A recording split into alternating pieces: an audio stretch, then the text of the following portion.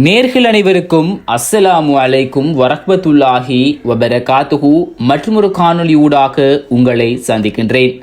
தாய்க்கு ஈடான அன்பை யாராலும் தர முடியாது.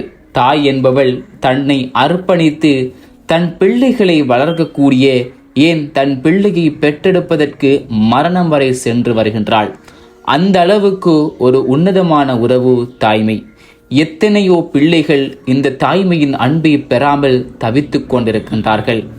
இதற்கிடையில் எத்தனையோ பிள்ளைகள் தாயை பிரிந்து வாழ்ந்து கொண்டிருக்கிறார்கள், தாயின் அன்பை புரியாமல்.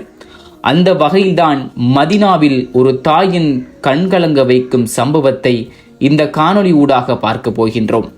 மதினாவில் வசிக்கக்கூடிய ஒரு தாய்க்கு ஒரே ஒரு மகன்தான். ஒரு மகன் என்றால் அந்த பிள்ளையை எப்படி வளர்த்திருப்பாள்? கொஞ்சம் சிந்தித்து பாருங்கள் உறவுகளே. ஒரே ஒரு பிள்ளைதான், தன் மொத்த பாசத்தையும் தன் பிள்ளை மீதுதான் காட்டியிருப்பாள். ஆனால் அல்லாஹ்வின் சோதனையை பாருங்கள்.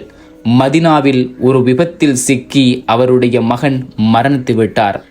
ஒரே ஒரு பிள்ளைதான் அந்த தாயின் மொத்த உயிராகவும் இருந்திருப்பார். சுபஹானல்லாஹ். அவருடைய பிள்ளை மதினாவில் ஜன்னத்துல் ஃபஹீல் அடக்கம் செய்யப்பட்டார். அன்றிலிருந்து இன்று வரை அந்த தாய் தன்னுடைய மகன் அடக்கப்பட்ட கபிர்ஸ்தலத்திற்கு வெளியே நின்று ஒவ்வொரு வெள்ளிக்கிழமையும் பல மணி நேரம் தன்னுடைய மகனிடம் பேசிக்கொண்டிருக்கிறார். சுபஹான் அல்லாஹ். அந்த புகைப்படத்தை பார்க்கும்போது கண்களில் கண்ணீர் வருகிறது உறவுகளே. இந்த விடயத்தை அவதானித்த சவுதி ஊடகம் ஒரு ஆர்டிக்கிளாக எழுதி அதனை வெளியிட்டும் உள்ளார்கள்.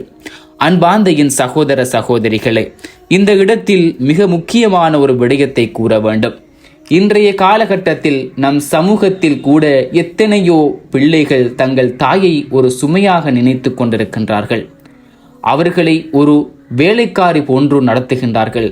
தன்னை பெற்றெடுத்த தாயை ஒரு மனுஷியாக கூட மதிக்காமல் துன்புறுத்தி கஷ்டப்படுத்தி கொண்டிருக்கின்றார்கள். அன்பார்ந்த என் உறவுகளே, நீங்கள் தாயை கஷ்டப்படுத்தி சொர்க்கம் நுழையலாம் என்று நினைத்து விடாதீர்கள்.